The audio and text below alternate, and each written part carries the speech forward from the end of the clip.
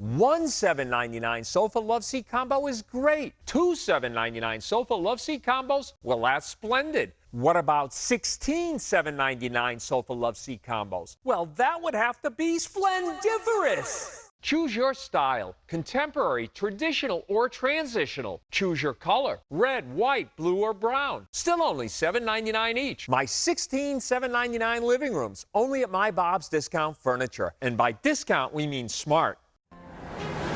He takes a hard line on abortion, but reportedly wanted his mistress to have one. New information about a congressman in controversy. Really brings it all back. Chaos that is all too familiar. Only on 7, a doctor who treated pulse shooting victims, on the tragedy in Las Vegas and what medical staff members face in moments of terror. And take-home seafood supporting North Korea? Walmart and Aldi shoppers, you're going to want to hear this one. What an Associated Press investigation found next. Now, ABC 7 News at 11, on your side. Well, there have been a lot of fast-moving new developments tonight. The big headline in the Las Vegas massacre, the gunman's girlfriend saying that she had no idea that this was going to happen. Investigators still searching for answers about a motive as the president visited victims tonight. Nancy Chen tracking all of this at our live desk tonight. Nancy, what's the latest? Jonathan and Allison, President Trump is back in D.C. tonight after spending the day with the First Lady in Las Vegas, visiting first responders as well as survivors. Meantime, tonight, investigators are saying there is evidence gunman Stephen Paddock planned to escape after the shooting and that he may have visited several music festivals in the Las Vegas area earlier this year. They also say none of the cameras he put up in his hotel room during the attack were recording. The FBI now questioning Paddock's girlfriend, Mary Lou Danley, who is just back from the Philippines and considered a person of interest. Her lawyer today reading a statement from her saying she had no knowledge about Paddock's plans or his purchase of so many guns. He never said anything to me or took any action that I was aware of that I understood in any way to be a warning that something horrible like this was going to happen. ABC News also reporting tonight that Paddock checked into multiple hotels before the attack, all within shooting distance of the concert site.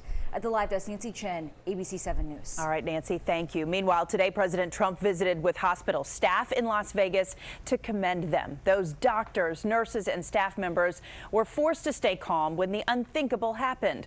A small group know exactly what they went through because they treated victims of the Pulse nightclub massacre. We sent our Tim Barber to Orlando, Florida for the story you'll see only on 7. Seeing the shooting in Las Vegas was especially difficult for Dr. Chadwick Smith. He was working at Orlando Regional Medical Center the night a gunman stormed Pulse nightclub. Monday really brings it all back. 49 people died, 58 others were injured. At the time, it was the deadliest shooting in U.S. modern history. In a moment like this, it is all hands on deck with every organization possible that could be responsible for taking care of these patients. Since then, Dr. Smith and his peers have visited hundreds of cities across the country, including Las Vegas, teaching doctors how to deal with mass shootings. You know, you come to a realization, if I don't do something, or if we don't do something, these people are going to die. He says training with law enforcement and other hospitals can help save lives. Every time you do a training exercise, you find holes, right? And so then you fix those holes. And the more you train, the more holes you find.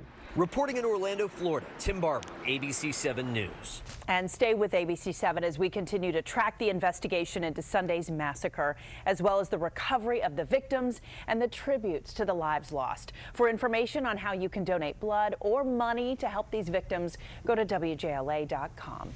Disturbing threats against black students at Howard University. Police say that they were made by this guy, John Rust, and he posted the threats from a restaurant in Alexandria. Our Tom Rousey's live now with the investigation that's going on right now. Tom, what do we know? You know, Jonathan, when these threats were made, this campus was a very nervous place. Some classes were even canceled. Tonight, students were both surprised and pleased to hear nearly 2 years later, there's finally somebody behind bars. I was a freshman. It was my first year here. Troy Henderson remembers how scary the online threats to kill Howard students were 2 years ago. People love campus. I love campus. With everything going on, it was believable for sure. So we were definitely afraid. U.S. District Court documents indicate the night of November 11, 2015, John Rust went to this Panera Bread off Route 1 in the Alexandria area. The FBI believes he used the Wi-Fi there to post the threats. Upset over racial incidents at the University of Missouri, Rust allegedly wrote, "Any N-words left at Howard University after 10 tomorrow will be the first to go." The threat goes on to say, "After all, it's not murder if they're black." John Edgar Rust is a registered sex offender who wasn't even supposed to use the internet. Well before the threats, he'd pled guilty to sexual battery and indecent liberties with a child in Loudoun County. Students at Howard say even 2 years later, Rust's arrest for the death threats is a relief. And it sets a precedent that you can't just say things like that online and get away with it. As we speak, Rust is in jail. He's got a federal court hearing scheduled for tomorrow. According to court documents, the FBI at his home in Alexandria also found a hard drive with information about how to make bombs and how to kill people. Reporting live tonight at Howard University, I'm Tom Rousey, ABC 7 News. All right, Stormwatch 7 first forecast on this Wednesday evening, moving into our Thursday, and another warm day on the way with lots of sunshine during the morning hours. Temperatures by noontime will make it into the upper 70s, highs around 80 to 85 degrees. A little bit more humidity in the air along with added clouds later in the afternoon. Now, coming up in just a few minutes, talking about Friday night baseball forecast. The playoffs begin this Friday, 7:30 in the evening. More on that, plus our next best chance for much needed rain around the DMV thanks to the tropics. A fresh update on tropical depression number